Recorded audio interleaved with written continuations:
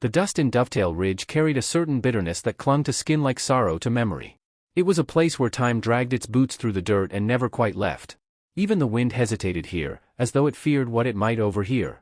On the edge of town, where the fence posts leaned like old men and the brush grew wild with neglect, a woman stood tied to a splintered beam behind a lean-to shack. Her face was turned slightly toward the horizon, though her eyes, milk-white and still, saw nothing of the world around her. Mercy Wynne was 25, but most days she felt older than the mountains that loomed far beyond the dry riverbed. Once, her voice had filled the chapel rafters, soft and silver like a lullaby you forgot you knew. Now, silence hung over her shoulders heavier than any shawl. The rope at her wrists was frayed where she'd learned to twist without resistance, where the skin had learned not to bleed anymore. She didn't cry. She'd wept herself dry 3 winters ago. Inside the cabin, her husband drank. Jeb Holloway, twice her age and half a man, was known in town for his land, his cattle, and his temper. He was the kind of man who chewed tobacco like it owed him something and who hit without warning, like weather. The townfolk called him a hard man, the way one might excuse a crooked fence or a broken wheel. Mercy called him nothing. Not anymore. Sometimes, when he got mean, he'd drag her out and tie her up like this. Said it was to keep her from wandering. Said it was for her own good. But Mercy knew better. He wanted her still. Silent. Small. Afraid. She tilted her chin upward, breathing in the dusk like it was something holy. The wind smelled of cedar smoke and dry earth, the kind that cracks when you step on it. Somewhere far off, a lark trilled once and then went quiet. She tried to picture it. Gold wings. Small feet. Free. Colt Marin watched from the hill above the ridge, hidden among the rocks and the shoulder-high mesquite. He wasn't a lawman or a preacher, and he didn't take kindly to being called a hero. Just a man passing through, or so he told the folks at the saloon. But Dovetail Ridge wasn't a place you stumbled into by accident.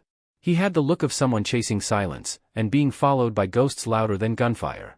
He'd come to bury his past in the wide spaces, riding light and speaking less. But that night, as the shadows deepened and the lantern inside the Holloway cabin flickered, Colt saw something he couldn't unsee. The woman didn't move much. Didn't cry out. But the way she stood, chin up, shoulders drawn but not bowed, it sparked something raw in him. It wasn't pity. It was remembrance. Once, he'd had a wife who wore violets in her hair and whispered stories to the stars. Her name was Annabeth. She died with bruises the coroner didn't bother to explain. Colt buried her in Tennessee clay and rode west, vowing never to step into another man's trouble again. But Mercy wasn't trouble. She was testament. He came down from the ridge just past midnight. No horse. No sound. Just steady steps through dry grass and moonlight. The cabin light had gone out, and the only sound was Jeb's heavy snore coming through the open window. Colt stopped a few feet away, careful not to startle her. She had her head turned slightly, listening. "Don't scream," he said, voice low and calm. "I don't scream," she replied.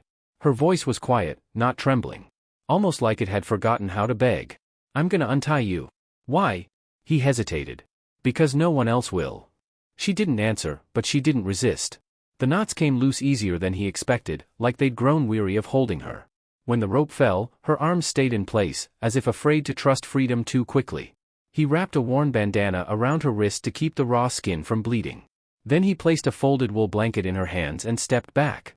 "I'll be nearby," he said. "Why?" He didn't answer that time either. Just walked into the night like a man who'd accidentally remembered who he was. In the morning, she found a tin cup of warm coffee left on the porch rail. Nothing else. No note. No questions. Just warmth and quiet. And for the first time in months, Jeb didn't tie her up. Maybe because he woke too hungover to bother. Maybe because Mercy stood a little taller that morning. He noticed. But said nothing. The town began to notice too. Not all at once. But the little things. The blacksmith's wife slipped her a spool of thread at the general store. The stable boy offered her a wildflower on her walk. The old widow who lived by the church knocked once at her door and left a jar of honey on the step. Kindness came like rain after a drought, tentative, quiet, and necessary. But it didn't come without cost. Jeb's eyes grew darker. His hand heavier.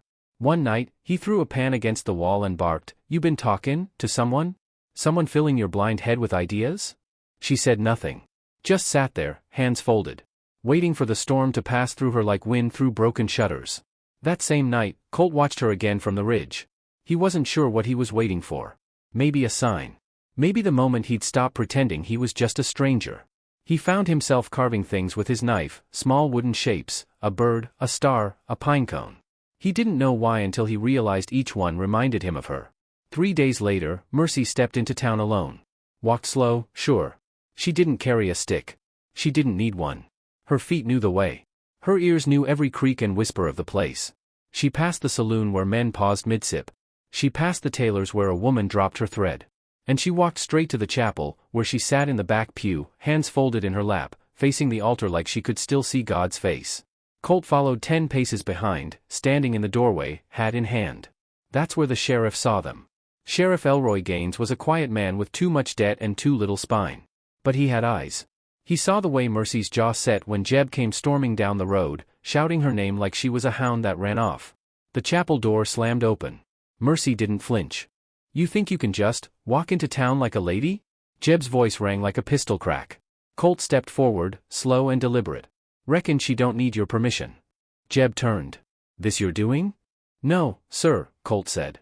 "Just seemed like the right time for her to walk where she pleases." Jeb's eyes narrowed. "You think you're better than me?"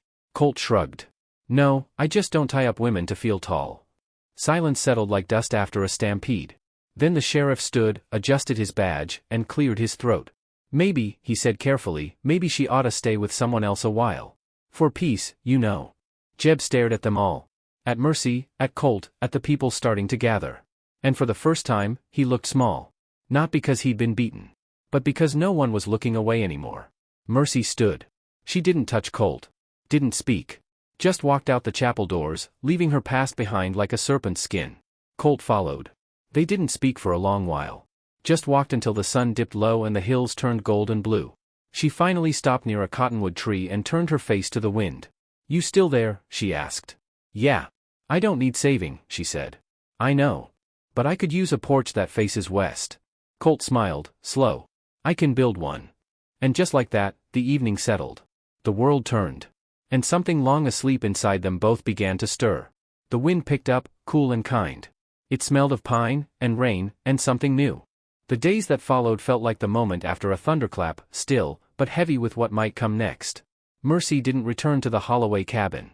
Instead, she remained in a small room above the livery, offered without words by the stable master's widow, who simply handed her the key and said, "You're safe here, honey." Mercy had nodded, her expression unreadable, but in her silence there was something beginning to bloom, a flicker of dignity long buried beneath rope burns and restraint. Colt was a quiet presence in those days. He didn't hover. He didn't question. He simply existed near enough that she could feel him if she needed to. He worked odd jobs, mending fences, hauling feed, digging a well for the new schoolhouse.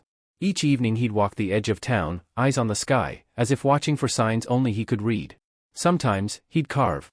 Sometimes, he'd pause near Mercy's window and leave behind another small wooden token. A bird. A crescent moon. A horse's head. She kept them lined on the windowsill like a procession of forgotten prayers. The town whispered. As towns do. Not with cruelty this time, but with caution. Some said Mercy was touched by something divine, others said she was cursed. Most agreed Jeb would not let this pass. And they were right. It was near dusk when Jeb rode back into town, dust trailing behind his horse like smoke behind a fire. He hadn't been seen in days, and rumor had it he'd been nursing his shame with rotgut in a canyon shack south of the ridge. But he came back sober, and that made him dangerous. He didn't go to the sheriff. He didn't go to the saloon. He went straight to the livery, banged on the door with the butt of his rifle, and called Mercy's name like he owned it. Inside, Mercy froze. Her hand tightened around the small wooden bird Colt had left her that morning. She didn't tremble. Not this time. She simply stood, smoothed her skirt, and turned toward the door. But Colt was already there. He stepped between her and the knock, eyes steady, voice calm. "She don't live with you anymore." Jeb sneered. "She's my wife. She's not your property." The door opened before either man could say more.